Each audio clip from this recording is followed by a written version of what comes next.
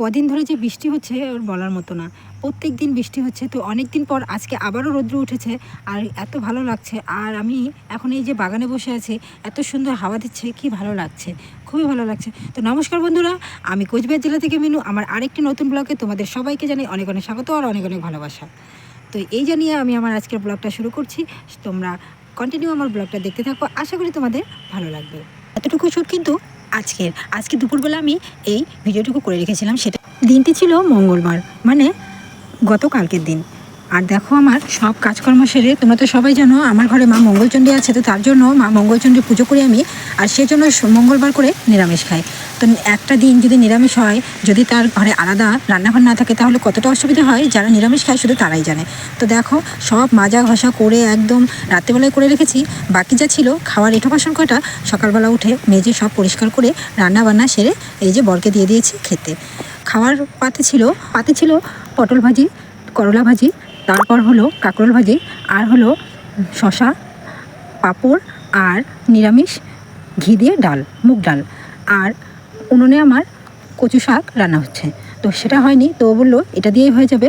আর সকালবেলার খাওয়া এতেই যথেষ্ট, তো এই দিয়েই বরকে খেতে দিয়ে দিলাম। আর বর রেডি হয়ে চলে এসেছে, বরমশাই।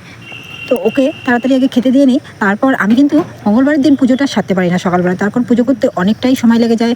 4টে ঘর পাল্টাতে হয় আমাকে, তো তার জন্য প্রচুর সময় লেগে যায়। যদি আমি পুজোর ঘরে ঢুকি তাহলে আর আমার রান্নাটা হয় না, আর যদি রান্না করি তাহলে পুজোটা হয় না। তো আগে যদি খাবার যে সে না খেয়ে চলে যায় তাহলে কি ভালো লাগে? তো তার জন্য আগে আমি রান্নাটা সেরে নিই, ওকে খাইয়ে দিয়ে বিদায় দিয়ে তারপর আমি ঠাকুর ঘরে ঢুকে খাওয়া দাওয়া কমপ্লিট হলে ও চলে যাবে ডিউটিতে। তো এখন কিন্তু খুব একটা সময় হয়নি, এখন বাজে সকাল 9:30। 9:30 বাজলেও ছেলে কিন্তু এখনও আমার ওঠেনি। তো যেই দেখেছে বাবা ডিউটির জন্য রেডি হয়ে গেছে, অমনি বিছানা থেকে দৌড়, এখন বাবার সঙ্গে যাবে। যাচ্ছে, বের হয়ে গেছে, রেডি হয়ে গেছে। আর ছেলেও বায়না ধরেছে, ও যাবে সঙ্গে। তুই কোথায় যাস বৃষ্টির মধ্যে? কাদা বাইরে না, যেতে হবে না, তুই বাড়িতে থাক। আমি কিন্তু আনতে যাব না, বুঝলি? কাদা বাইরে, আমি আনতে যাব না। বাবা যায় না, এখানে থেকে বাবাকে টাটা দাও। কাদা বাবা, পড়ে যাবি, পিছলা, সে স্লিপ করবে, পড়ে যাবি। এখান থেকে টাটা দে, তাহলেই হবে।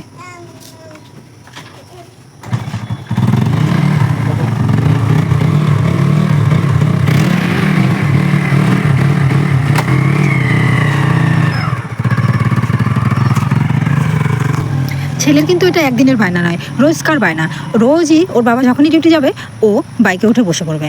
কিন্তু বৃষ্টির দিনে খুব অসুবিধা হয়, গরম দিনে তো কোনো ব্যাপার না, আর হাঁটতে পারে ঠিকই, গরম দিনে কোনো ব্যাপার নয়। কিন্তু বৃষ্টির দিনে যদি পড়ে যায়, আমাদের তো রাস্তাঘাট পাকা নয়, আর এই যে দেখো কত কাদা জমেছে, এই কাদার মধ্যে যদি একবার পড়ে যায় তাহলে কি অবস্থাটা হবে? ওই যে দেখো দৌড়ে দৌড়ে আসছে মা মা করতে করতে। এটা ওর রোজকার কাহিনী। আর স্কুলে গেলে তো আর সময় পায় না, যদি স্কুলে না যায় তাহলে শুরু হয়ে যাবে, ওর বাবার সঙ্গে যাবে।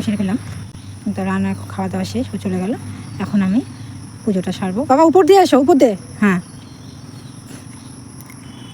বাবা চলো, একটু বিস্কুট খাও, খেয়ে তুমি ঠাম্মার সঙ্গে বসে থাকো, আমি পুজোটা করে তারপরে আমরা একসঙ্গে ভাত খাবো, ঠিক আছে? চলো ঠাম্মার সঙ্গে খেলো একটু। আমি এখন পুজো করবো না, পুজো করে তারপর খেলবো, আচ্ছা? চলো এখন একটু বিস্কুট খাও, বিস্কুট খেয়ে তারপরে ভাত খেলো। যাও ঘরে চলো। বড়বাবু আর শাশুড়ি মায়ের খাওয়া হয়ে গেছে, এখন শুধু আমরা মা ছেলে বাকি। তো আমার ছেলে তো কারোর সঙ্গে খাবি না, আর ও ঠাম্মাও খাওয়াতে চায় না, অনেকটাই দেরি করে, সেজন্য বিরক্তি পায়। তো আমিও বলি না, মাঝে মাঝে আবার খাইয়ে দেয়, কিন্তু প্রত্যেক দিন খাওয়াতে চায় না। তো আজকে যেহেতু দেরি হয়ে গেছে, আর এই যে আমার পুজো করতে বসেছি, করতে করতে তো 12টা বেজেই যাবে। তো তোমরা দেখো এই যে বসে পড়ছে পুজোয়। আর আগের দিনই যেহেতু সব কিছু মেজে ঘষে রেখেছিলাম, তাই পুজোটা একটু তাড়াতাড়ি যত কিছু করি না কেন, শেষমেশ আমার 12টা বেজেই গেল। পুজোর সাথে সাথে 12টা বেজে গেছে, পাক্কা 2 ঘন্টা লেগেছে। আর 1 মাস থেকে যেহেতু পুজো দেওয়া নেই, তো সেই জন্য পুজো দিতে আমি কিছুই মানে আভাব পাচ্ছি না, কী করতে কী করছি, কী না করতে কী করছি, এই করতে করতে 12টা বেজে গেল। তো আর কি করব, এই করেই পুজোটা করলাম। আর অনেক দিন পরে পুজোতে বসছি, মনে যে এতটাই শান্তি লাগছে, এতটাই তৃপ্তি লাগছে, কি বলবো। 1 মাস ধরে পুজো করছি না, তো ঠাকুর ঘর তো ভীষণ নোংরা হয়েছিল, তো সে যা হোক, কিন্তু সব কিছু পরিষ্কার করে আজকে একদম তৃপ্তিভাবে পুজো করছি। মনটা ভীষণই হালকা হয়ে গেছে। আর ঠাকুর ঘরটা যদি বাড়ির ভিতরে অগোছালো হয়ে থাকে, নোংরা হয়ে থাকে, নিজের ঘরে থেকেও শান্তি লাগে না। তারপর দেখো কাজবাজ সেরে চলে এসেছি ঠাকুর ঘরে। আর এখানে আমার হয়েও গেছে হাতে, এই যে ফল টল সব বানিয়ে নিয়েছি। এখন শুধু আমি পুজোয় বসবো, সব কিছু রেডি করে নিয়েছি অনেক দিন পর, আজকে প্রায় 1 মাস পর আমি ঠাকুর ঘরে ঢুকেছি। তো কেন 1 মাস পরে ঢুকেছি সেটা তো তোমরা সবাই জানো। তো আজকে আমি 1 মাস পর ঠাকুর ঘরে ঢুকেছি, ভীষণই ভালো লাগছে। পুজো না দিলে মনে হয় কী যেন একটা কাজ করিনি। আর আমরা হিন্দু শাস্ত্রে পুজোটা হলো আমাদের সব থেকে বড় জিনিস। তো ঘুম থেকে উঠে সব পাশে কাজকর্ম সেরে পুজোটা দিলে, স্নান করে পুজোটা দেওয়ার পরে ভীষণ একটা তৃপ্তি লাগে। তো এখন আমি বসে পড়বো পুজো, তো তোমরা দেখতে থাকো ব্লগটা।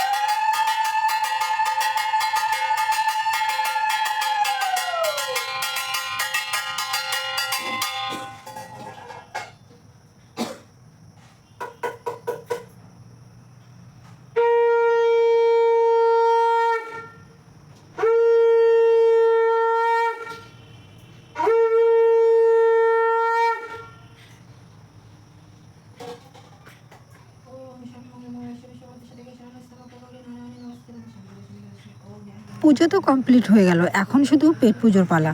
তো চলে গেলাম পেট পুজো করতে, মানে খাওয়া দাওয়া করতে। পেটে চুচু করছিল, তো খাওয়া দাওয়া সেরে চলে এসেছি ঘরে। আর ঘরে এসে বিছানাটা একদম পরিষ্কার করে নিলাম ঝাড়ু ঝাপটা দিয়ে। ঘর পরিষ্কার করে চলে এসেছি ছেলেকে স্নান করাতে। ছেলেকে স্নান করিয়ে নিয়ে ঘরে চলে আসলাম। আর এসে ওকে বলছি, বাবা আয় একটু জামা প্যান্ট পর। কিন্তু বাচ্চারা তো ওরকম কথা শুনতে চায় না, শেষ। আর এতক্ষণ না খেয়ে থাকতে থাকতে আমারও মাথাটা যন্ত্রণা করছিল। তোকে বারবার বলছিলাম বাবা আয়, কিন্তু কিছুতেই কথা শুনছিল না।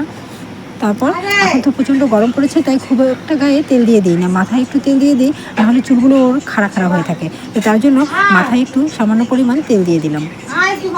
তেল দিয়ে তারপর ও বসে পড়লো, ওর যা কাজ আছে। কী কাজ বলো তো? ওই যে ফোন দেখা, এই যে ফোন দেখা শুরু করে দিল। আর এটাই হচ্ছে ওর সব থেকে বড় কাজ। হ্যাঁ, পড়াশোনাও করে, কিন্তু ফোনটা একটু বেশি দেখে। কিন্তু কিছু করার নেই, মানে আটকাতেই পারি না। এত বলি যে ফোন দেখবি না, ফোন দেখবি না, চোখ খারাপ হয়ে যাবে, কিন্তু কিছুতেই কথা শোনে না।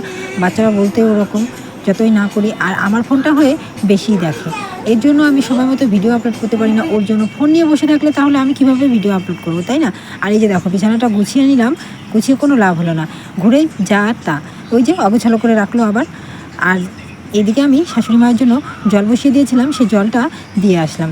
আমার শাশুড়ি মা 12 মাসই গরম জল দিয়ে, শরীরে ব্যথা, সেজন্যই 12 মাস গরম জল দিয়ে স্নান করে। তো গরম জলটা হয়ে গেছে, এখন গরম জলটা দিয়ে এসে তারপর একটু রেস্ট নেব।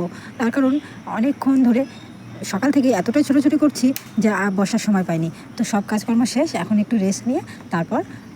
আজকের ভিডিওটা এই পর্যন্ত। সবার কেমন লাগলো অবশ্যই কমেন্টে জানাবে। সবাই ভালো থেকো, সুস্থ থেকো, নমস্কার।